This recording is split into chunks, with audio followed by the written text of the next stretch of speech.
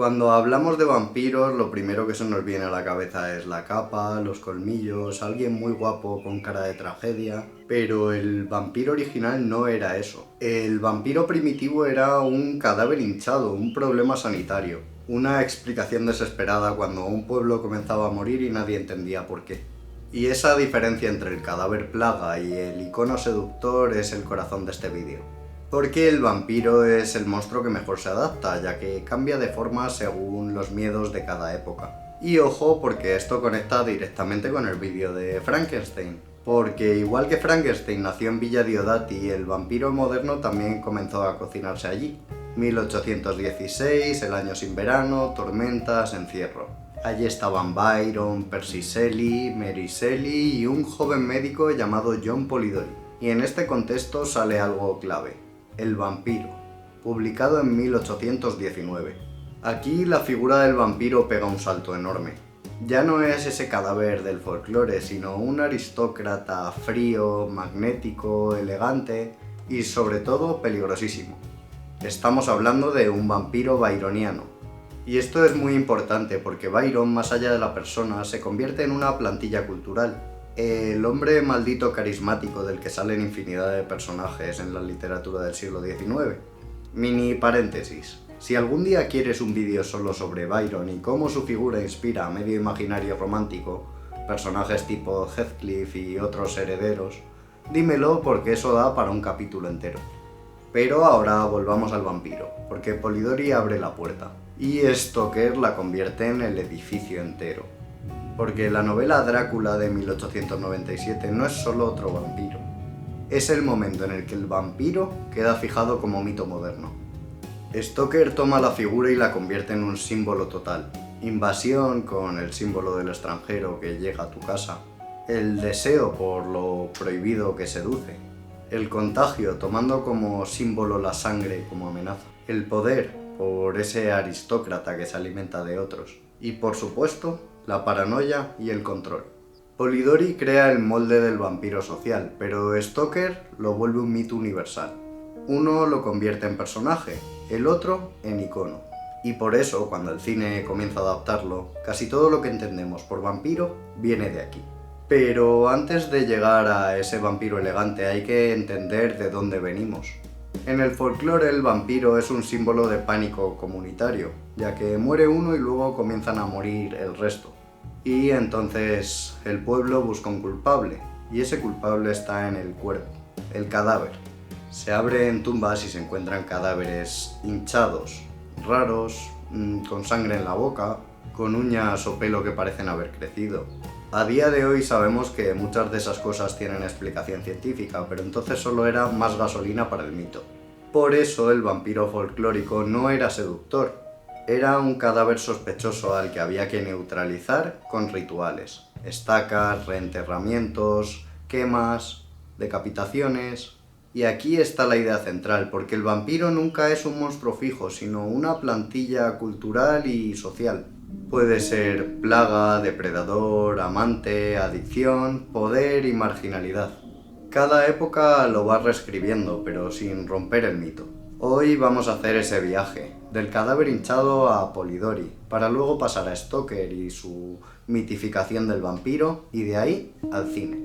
Y ahora toca mirar a algo más concreto, y es ¿qué cambia exactamente en el miedo cuando el vampiro se convierte en aristócrata? Porque aquí ocurre algo fundamental, y es que el terror deja de estar en el cuerpo muerto para pasar al cuerpo deseado. El vampiro de Polidori no asusta por su aspecto. Asusta porque entra en salones, en círculos sociales elitistas, en bailes. Y esto cambia la lógica del horror, ya que no es visible, sino que es carismático. Y aquí entra en juego una idea que va a acompañar al vampiro siempre, y es que no rompe la puerta, sino que le invitan a pasar. Y esto es algo que conecta directamente con el deseo, porque el vampiro no solo mata, sino que también seduce. Y cuando el miedo pasa por el deseo, el terror al final se acaba volviendo más íntimo. La mordida no es un ataque cualquiera, es contacto físico, cercanía, penetración. Y en pleno siglo XIX, en un contexto de represión social, todo esto no es nada casual, porque el vampiro permite hablar de lo prohibido sin nombrarlo directamente, el deseo femenino, la atracción no normativa, el impulso carnal. El monstruo acaba convirtiéndose en vehículo simbólico, y eso lo transforma en algo mucho más duradero que un cadáver reanimado. Si decimos que Polidori crea a este vampiro seductor, Bram Stoker lo convierte en una amenaza estructural. Drácula no solo fascina, se expande, cruza fronteras, viaja, se infiltra, y aquí el miedo deja de ser solo deseo. Es contagio, invasión, pérdida de control. La sangre deja de funcionar solo como alimento y pasa a convertirse en transmisión. Y eso conecta directamente con ansiedades de la época. El miedo a la enfermedad, el miedo al extranjero, el miedo al colapso social. Drácula es menos un hombre oscuro y más una fuerza que desestabiliza. Y aquí ocurre algo muy clave para nuestro recorrido, ya que cuando el cine empieza a mirar al vampiro, no mira esa figura folclórica del cadáver hinchado. Se fija en esa figura cargada de erotismo, poder y contagio. Por esto, cuando el vampiro aparece en pantalla, no es un monstruo torpe, es una presencia, una mirada, un gesto lento. Y aquí el cine encuentra algo perfecto, ya que el vampiro funciona más como imagen que como descripción. Y eso nos lleva directamente al siguiente paso, que es cuando el vampiro se convierte en icono cinematográfico. Aunque cuando el vampiro llega al cine no lo hace de una manera muy elegante, lo hace deformado. Porque Nosferatu de 1922 no adapta oficialmente la novela de Drácula por problemas legales, pero todos sabemos lo que está haciendo. Y aquí ocurre algo fascinante, porque el conde Orlok no es el aristócrata que nos presentó Polidori. Tampoco es el Drácula sofisticado que más tarde veremos. El conde Orlok es casi un regreso al folclore. Dedos imposibles, cabeza deformada, dientes de roedor y movimientos rígidos. Nosferatu parece más un cadáver que un caballero, y esto tampoco es casual. Porque en Nosferatu el vampiro vuelve a estar ligado a la peste, ya que no solo mata individuos, trae ratas, trae enfermedad, trae muerte colectiva. Y aquí el miedo es biológico, ya que el vampiro no es solo deseo, sino contagio visible. Y fíjate en algo clave, el cine mudo trabaja con sombras, y el vampiro funciona perfecto en la sombra. La silueta subiendo las escaleras, la mano proyectada en la pared. El vampiro ya no necesita descripción literaria, el cine lo convierte en presencia. Pero el icono que se queda en la memoria colectiva no es Orlok, es el Drácula de Bela Lugosi en 1931. Aquí el vampiro se estiliza. Capa, mirada fija, acento marcado y presencia teatral. El terror deja de estar en la deformidad y pasa al control. El vampiro deja de parecer enfermo y pasa a parecer dominante, cambiando el eje. Porque el miedo ahora es psicológico, es hipnosis, seducción fría. Aquí el cine cristaliza lo que Stoker ya había construido, el vampiro como aristócrata que se infiltra en la sociedad. Y esa imagen se queda. Halloween, merchandising, cultura popular. El vampiro ya es icono. En los años 50 y 60, con la Hammer y Christopher Lee, ocurre otra transformación, porque el vampiro se vuelve más físico, más explícito, más sexual, más sangre. El color entra en juego, y la mordida ya no es sugerencia, es carne. Aquí el deseo deja de estar insinuado para volverse visible. El vampiro empieza a convertirse en cuerpo. Si nos fijamos en estas tres paradas, Nosferatu, Lugosi y la Hammer, vemos algo muy claro. El cine no conserva todo, selecciona. A veces recupera la plaga, a veces potencia la seducción y a veces exagera la sangre. Pero siempre mantiene una constante. El vampiro necesita proximidad, necesita cuerpo, necesita mirada. Por eso funciona tan bien en el cine. Porque el cine trabaja con rostro y presencia, y el vampiro es el monstruo del rostro y la cercanía. Pero aún nos falta algo, porque a finales del siglo XX el vampiro empieza a cambiar otra vez. Ya no es solo amenaza externa, empieza a volverse protagonista, a sentir, a sufrir. Y ahí entramos en la siguiente mutación, el vampiro como figura trágica y contemporánea. Y todos sabemos que cuando el monstruo habla, el miedo cambia. En películas como The Hunger o incluso en la sensualidad estilizada de muchas versiones posteriores, El vampiro deja de ser insinuación. Se convierte en erotismo consciente. Ya no es la mordida sugerida, es cuerpo, es piel, es mirada prolongada. El vampiro siempre había sido metáfora sexual, pero ahora el cine lo hace visible. Y eso conecta con algo clave, y es que el vampiro no mata por hambre animal, sino que mata a través de la intimidad. El miedo no está tanto en el ataque, sino en la proximidad. Con Entrevista con el vampiro ocurre otro salto, porque el vampiro deja de ser seductor para convertirse en protagonista. Tiene conflicto interior, culpa, identidad, y todo eso lo transforma completamente. Ahora la pregunta ya no es cómo lo detenemos, sino cómo vive alguien condenado a existir así. El monstruo ya no es amenaza externa, es experiencia existencial, y eso humaniza el mito sin quitar la oscuridad. Hay otra capa que ya hemos mencionado y que atraviesa muchas versiones modernas, y es la sangre como contagio. La transformación como infección y la inmortalidad como condena también son temas recurrentes en el vampiro. El monstruo empieza a parecerse más a una metáfora de enfermedad, dependencia, transmisión y culpa. Por eso no es casual ver que muchas versiones modernas tratan la sangre como si fuese una droga para el vampiro. Ya no es solo un depredador, sino alguien atrapado en un ciclo. Podemos decir que el vampiro es el monstruo outsider por excelencia. No envejece como el resto, no puede integrarse y nunca pertenece del todo.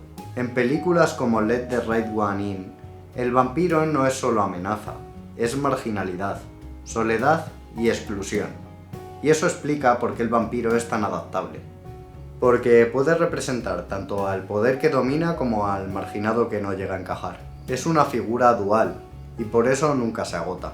Porque ahora el vampiro no representa deseo o contagio, representa sistemas. Y ahí entramos con el vampiro contemporáneo. Cuando hablamos del vampiro en este siglo, ya no necesita demostrar que es peligroso, porque eso el espectador medio ya lo sabe. Lo interesante ahora es otra cosa. ¿Qué dice de nosotros el vampiro? Porque ya ni mucho menos es amenaza externa, sino un comentario social. Durante los 2000 ocurre algo que mucha gente ridiculiza, pero que es muy clave para analizar esta evolución. El vampiro se convierte en una figura adolescente. Historias donde la inmortalidad no es condena gótica, sino dilema romántico. Aquí el miedo ya no es a morir, es a no encajar, a no amar bien, a no saber controlar lo que sientes. Y aunque muchos simplifiquen este fenómeno, tiene muchísimo sentido histórico. En una generación marcada por inseguridad emocional y crisis identitaria, el vampiro se convierte en metáfora de intensidad afectiva. No es el monstruo del cementerio, es el monstruo de la emoción.